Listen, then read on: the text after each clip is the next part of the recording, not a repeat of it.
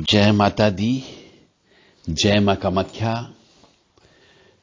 देव Radha trust Satyavani channel से आप धार्मिक कार्यक्रम के बारे में सुन रहे हैं। आजकल YouTube पर प्रवचन देने वालों की भरमार हो गई है। यानी एक 18 साल की उम्र वाला व्यक्ति से लेकर के 70-75 साल की उम्र तक का व्यक्ति प्रवचन दे रहा है, ज्ञान बांट रहा है। और ऐसा ज्ञान बांट रहा है कि जिससे मनुष्य में एक कंफ्यूजन उत्पन्न होता जा रहा है। मनुष्य भ्रमित हो रहा है, क्योंकि आज के जमाने के जो यंगस्टर हैं, जिनने इंग्लिश मीडियम से पढ़ा है और जिनने हिंदू सनातन धर्म को जानने की कोशिश नहीं की, वह सबसे ज्यादा भ्रमित हो रहा है। क्योंकि उल्टे सीधे ज्ञान देने वाले बहुत ज्यादा हो गए हैं। अब 10 व्यक्तियों में 5 व्यक्ति एक जैसा बोल रहे हैं उल्टा सीधा, और 5 व्यक्ति सही बोल रहे हैं, तो वो हमेशा अपने मानसिक द्वंद्वता में रहता है कि मैं कौन सा सही मान करके चलूं, किसका सही मान करके चलूं। तो वो पूजा पाठ ही नहीं कर रहा है, न कोई जप तप कर रहा है, न कोई माला कर रहा है, और न हवन अनुष्ठान कर रहा है, क्योंकि वह एक मानसिक द्वंद्व में है कि वास्तविक सच्चाई क्या है। अब उसको ये चाहिए वास्तविक सच्चाई ज्ञान प्राप्त करने के लिए कि वह खुद पुराणों और वेदों का अध्ययन करें, तब तो सच्चाई पता लगेगी वास्तव में।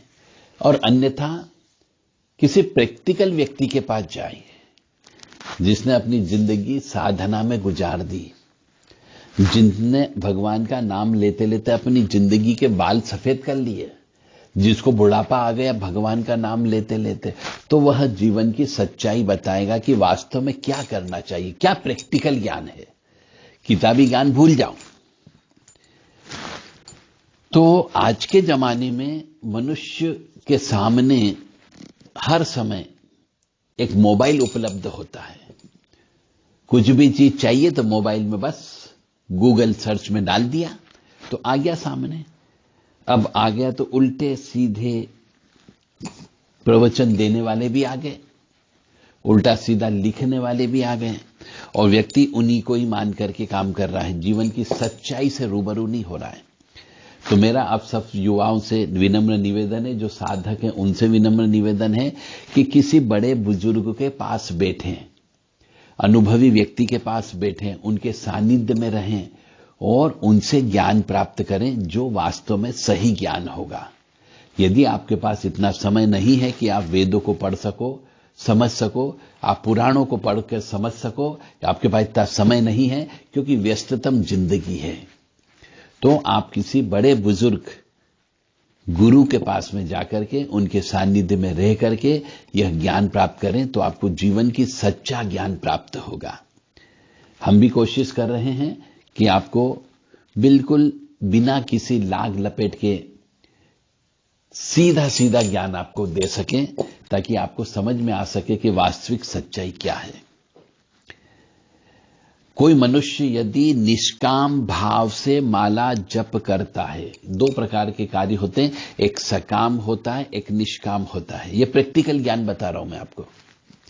तो जो व्यक्ति निष्काम भाव से ईश्वर की कृपा प्राप्त करना चाहता है, तो उसे भगवान का नाम लेने के लिए कोई माला की आवश्यकता नहीं होती, कोई आसन की आवश्यकता नहीं होती, कोई दीपक की आवश्यकता नहीं होती, कोई दिशा देखने की आवश्यकता नहीं होती, न ही कोई किस कलर के कपड़े पहनना चाहिए इसकी भी आवश्यकता नहीं होती है।